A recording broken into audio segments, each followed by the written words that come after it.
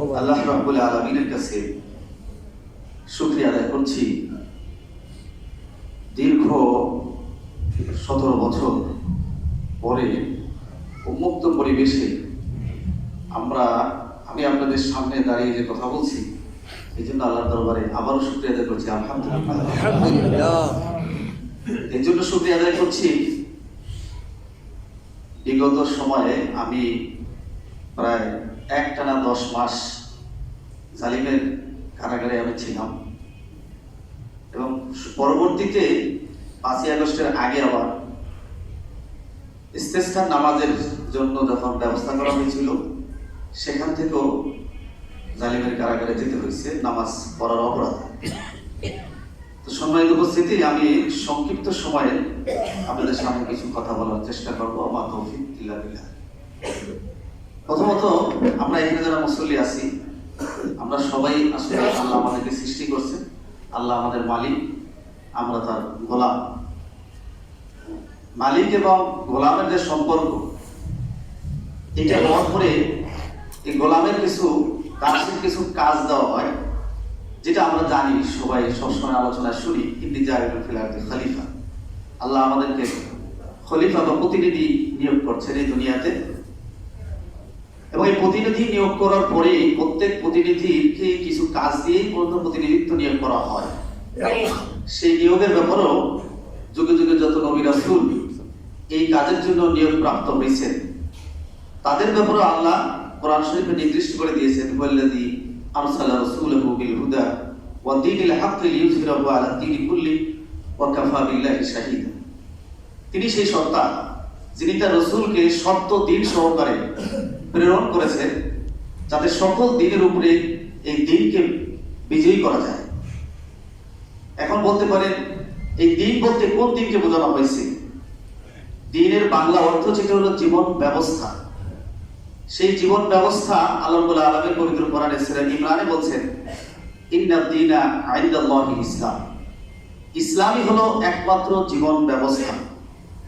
এবং এই জীবন ব্যবস্থাটাকে আল্লাহ রাব্বুল আলামিন সূরা মায়েদার 3 নম্বর আয়াতে বলছেন, আল ইয়াউমা আকমালতু লাকুম দীনাকুম ওয়া আতমামতু আলাইকুম নি'মাতি ওয়া রাদিতু লাকুমুল ইসলাম দীনা। ইসলাম একটা কমপ্লিট কোড অফ লাইফ। এখানে বলা হয়েছে যে পরিপূর্ণ একটি জীবন ব্যবস্থা। ইসলাম ছাড়া যদি আমরা অন্য কোনো জীবন ব্যবস্থার মধ্যে জীবনের সমাধান খুঁজি, সেটা আল্লাহ পবিত্র কোরআন সূরা ইমরানে বলে দিয়েছেন 85 নম্বর আয়াতে, ওয়া মান ইয়াবতাগি গায়রাল ইসলাম দীনান ফালা ইউকবালা মিনহু ওয়া হুয়া ফিল আখিরাতি মিনাল খাসিরিন। ইসলাম ছাড়া অন্য কোনো দিন যদি আমার জীবন ব্যবস্থা হিসেবে তালাশ করি, তাহলে আমি আখিরাতে ক্ষতিগ্রস্ত। দুনিয়াতে তো ক্ষতিগ্রস্ত হবই, আখিরাতে ক্ষতিগ্রস্ত। সম্মানিত উপস্থিতি, এই জন্য আমরা যারা এখানে আছি, আমরা আমাদের বয়স 40, 50, 60, 70 বছর, 90 বছর বয়স কম পাওয়া যাবে। আমরা যে এই যে হুজুরের আলোচনা শুনলাম, এত বছর এত আলোচনা শোনার পরও আসলে মূল জিনিসটা যদি আমাদের মাঝে বুঝটা কমপ্লিট না হয়, তাহলে আমরা এইভাবে চলেই যাবো, আমাদের জীবন শেষ হবে, কিন্তু আমি কাঙ্ক্ষিত লক্ষ্যে পৌঁছতে পারবো না। এই জন্য এই যে দ্বীন বা ইসলাম যে জীবন ব্যবস্থা, এটার কথা বলা হয়েছে, এবং অন্য জীবন ব্যবস্থা খুঁজলে আমি ক্ষতিগ্রস্ত হবো সে কথাও বলা হয়েছে। এবং বলা হয়েছে যে এই ইসলাম শুধু মুখে স্বীকার করলেই হবে না, কথা কাজে আমাকে প্রমাণ দিতে হবে। আর এটাকে বলা হয়েছে যে উদখুলু ফিস সিলমি কাফা, যে পরিপূর্ণভাবে আমাকে ইসলামে প্রবেশ করতে হবে।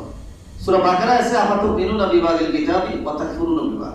তোমার আমার আয়াতের কিছু অংশ মানবে আর কিছু অংশ মানবে না, তাহলে শাস্তি তোমাদের জন্য অপেক্ষা করছে, এবং আযাবে আপনি আখিরাতে তো ক্ষতিগ্রস্ত হবেই, দুনিয়াতে শাস্তি আসবে। সম্মানের উপস্থিতি, আজকে যদি শান্তি আমরা খুঁজতেছি, এই শান্তি পেতে হলে অবশ্যই আমাদেরকে ইসলামের কাছে আসতে হবে। এই জন্য ইসলাম বুঝতে হবে আগে। ইসলাম এমন একটি বিধান, মা ফাররাতনা ফিল কিতাবি মিন শাইইন, ইসলামে এমন কোনো বিষয় নাই যা আল্লাহ কোরআনে নাযিল করেন নাই। এই জন্য আমরা জীবনের কিছু খণ্ডিত অংশে আমরা ইসলামকে মানার চেষ্টা করি, কিন্তু বৃহত্তর অংশে ইসলামকে মানার চেষ্টা করি না। যার ফলে হুজুর যে আক্ষেপ প্রকাশ করলেন যে আলোচনা কোথায় যাচ্ছে, এই জন্য আমি আপনাদেরকে বলবো যে আমরা কোরআনের যে বিধিবিধানগুলো আমাদের উপরে জারি করা হয়েছে একজন মুসলিম হিসেবে, আমি যদি নিজেকে ইমানদার হিসেবে, মুমিন হিসেবে নিজেদেরকে স্বীকৃতি দেই, ইসলাম গ্রহণ করে যদি আমি একজন মুসলিম হিসেবে নিজেকে স্বীকৃতি দেই, তাহলে আমাকে অবশ্যই ইসলামের যে বিধান যেখানে থাকা দরকার সেই বিধান সেখানে আমি যদি পালন করার জন্য সচেষ্ট হই, তাহলে সমাজে শান্তি আসবে। উদাহরণ দিই আমি একটা সাধারণত, সেটা হলো সমাজে যে শান্তি, অনেকেই শান্তির ব্যাপারে এই পৃথিবীতে অনেক, আমরা এখানে যারা আছি আমরা সোনালী যুগের কথা শুনছি রসুলের, যে মদিনাতে ইসলামী রাষ্ট্র ছিল, সেই রাষ্ট্রটা ছিল একটা শান্তি সুখের সমাজ ছিল, সোনালী সমাজ ছিল। কিন্তু সেই সমাজে তো হিন্দু মুসলিম বৌদ্ধ খ্রিস্টান সবই ছিল না? তাহলে সেই সমাজেতে সেই কোরআন দিয়ে সেই সমাজ পরিচালিত হয়েছে, কোরআন মানে দিন জীবন ব্যবস্থা দিয়ে পরিচালিত হয়েছে। আজকে আমরা যদি সেই সমাজের সেই শান্তি পেতে হয়, তাহলে অর্থনীতির আয়াতটাকে অর্থনীতির জায়গায় দিতে হবে, ফৌজদারি আইনগুলোকে ফৌজদারি দিতে হবে। যদি আমি অর্থনীতির আয়াত কোরআনের এই মসজিদের জমি সারাদিন, কোনো লাভ হবে না। ফৌজদারি আইনগুলো যদি ফৌজদারির জায়গায় না দিই, আমি কোর্ট কাছারিতে না দিই, তাহলে আমি এখানে যদি আমি সারাক্ষণ এখানে জপি, আসলে যথাস্থানে সেটা হবে না। এই জন্য আমি বলছি প্রথম আয়াতে যে লিইউযহিরাহু আলা দীনি কুল্লি, সকল দিনের উপরে বাতিল মতাদর্শ যা আছে, ইসলাম ছাড়া সব বাতিল। আর এই বাতিল মতাদর্শ যেখানে যেখানে আছে, কোরআনের আয়াতগুলো সেই জায়গায় যদি আপনি প্রতিস্থাপন করেন, তাহলে সমাজে শান্তি আসা সম্ভব। দীর্ঘ এই 5ই আগস্টের যে বিপ্লব আপনারা দেখছেন, এই বিপ্লবের বৈষম্যবিরোধী ছাত্র আন্দোলনে তাদের চাওয়া কি ছিল? উই ওয়ান্ট জাস্টিস, আমরা ন্যায় ইনসাফ করে সমাজ চাই। যেটা আজকে হুজুর তার খুব ইয়েতে বলবেন, আপনার কিছু তোমাদের খুতবা দিবেন, সেই খুতবা বলে ইন্নাল্লাহা ইয়া'মুরু বিল আদলি ওয়াল ইহসান। আদল ইহসানের কথা এটা আপনারা শুনতেছেন, যুগ যুগ ধরে আদল ইহসানের কথা শুনতেছেন, কিন্তু আজকে ছাত্র বৈষম্যরা সেই কথাটাই কিন্তু ওখানে বলতেছে উই ওয়ান্ট জাস্টিস, আমরা ন্যায় ইনসাফ চাই। তাহলে ন্যায় ইনসাফ যদি আপনাকে প্রতিষ্ঠা করতে হয় সমাজে, আর কোন তন্ত্র মন্ত্র দ্বারা আপনাকে ন্যায় ইনসাফ পাবেন না। আমাদের ছেলেদেরকে বুঝাইতে হবে, ইসলামের কাছে আসতে হবে, কোরআনের কাছে আসতে হবে। কোরআন এবং ইসলামের কাছে যদি না আসেন, তাহলে ওই জাস্টিস পাবেন না, ন্যায় ইনসাফ পাবেন না। আজকে আমরা অন্য অন্য মতাদর্শ দিয়ে চিন্তা করি যে শান্তি আসবে। আল্লামা শহীদ মাওলানা দেলোয়ার হোসেন সাঈদী, আমরা জানেন, তিনি একটা ওয়াজের মধ্যে কথা বলতেন, একটা বাড়িতে আগুন লেগেছে, আগুন নিভানোর জন্য বাড়িওয়ালা চতুর্দিক থেকে ডাকতেছে, আমার আগুন নিভানোর জন্য যা যা আছে নিয়ে আসেন। তখন কারো ছিল পেট্রোলের দোকান, কারো ছিল কাপড়ের দোকান, কারো ছিল লাকড়ির দোকান, এক একজন এক এক জিনিস নিয়ে আসছে, আইসা ওই আগুনের মধ্যে নিভানোর জন্য চেষ্টা করছে। কিন্তু সেগুলো দিয়ে আগুন নিভবে? আগুন যদি নিভতে হয় তাহলে ইসলামই লাগবে, অন্য কোনো কিছু দিয়া আপনি আগুন নিভাইতে পারবেন না।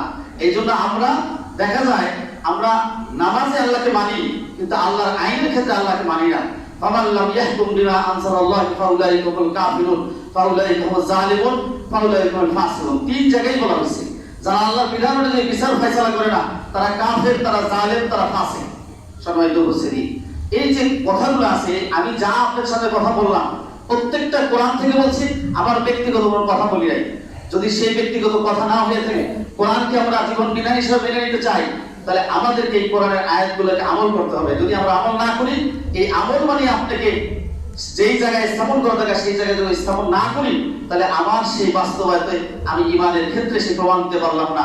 সর্বশেষ আমি বলি, এটা আল্লাহ রাব্বুল আলামিন সূরা আনকাবুতের প্রথম 2 আয়াত দ্বিতীয় আয়াতে বলছেন, আহাসিবান নাসু ইয়াতরুকা ইয়াকুলু আমান্না ওয়া হুম লা ইফতারুন। তোমরা ঈমান এনেছো, তোমাদেরকে এই কথা বললে কিন্তু ছেড়ে দিব? তোমাদের পূর্ববর্তীদের পরীক্ষা, তোমাদেরকে পরীক্ষা করবো, তোমাদের মধ্যে কে সত্যবাদী কে মিথ্যাবাদী আল্লাহ দেখে নিতে চান। তো সম্মানিত উপস্থিতি, আমি আপনাদেরকে বলবো যে সময় বাংলাদেশে এখন আসছে, এই বৈষম্যবিরোধী ছাত্র মাধ্যমে যে একটা মানে কথা আসছে, সেই কথা আমরা বাস্তবতা চেঞ্জ করতে চাই। তা আমি আপনাদের পাশে এই জন্যই ছোট্ট কথা বললাম, আসুন আল্লাহর আইনের পক্ষে আমরা কথা বলি। আল্লাহর আইনের পক্ষে কথা বলা শুধু না, এই বলার মাধ্যমে হবে না, আপনাকে যারা এর পক্ষে কাজ করে তাদের মতামত, তাদেরকে সমর্থন দিতে হবে। যদি সমর্থন না দেন, সারাদিন মসজিদে জমলেও আপনি ওই সমাজ ব্যবস্থা আসবে না। আজকে সমাজ ব্যবস্থা আসতে হলে আমার মতামত যারা আল্লাহর আইন চায় তাদের পক্ষে আপনি সমর্থন দিতে হবে। আজকে যদি সেই সমর্থন দিতে পারি, তাহলে আপনার ভাগ্যের পরিবর্তন হবে। ইন্নাল্লাহা লা ইউগাইরু মা বিকওমিন, বলছে যে জাতি তার নিজের ভাগ্যের জন্য নিজের চেষ্টা করবে, তাহলে আল্লাহ তার ভাগ্য চেঞ্জ করে দিবেন না। তাহলে আমরা সেটা চাই কিনা বলেন? চাই। তাহলে অবশ্যই এই পথে যারা সমর্থন আছে, যারা আল্লাহর আইন চায়, তাদের পক্ষে আমরা সমর্থন করব।